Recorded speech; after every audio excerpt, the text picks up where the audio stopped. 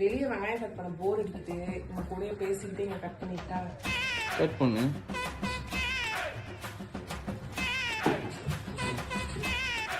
நான் பாசம் பொங்கி வழியுது.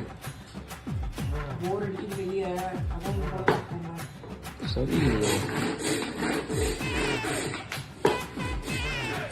ஏய், சத்தம் இல்லாம கட் பண்றீ. மிஷின் எப்படி சத்தம் இல்லாம போடுறது?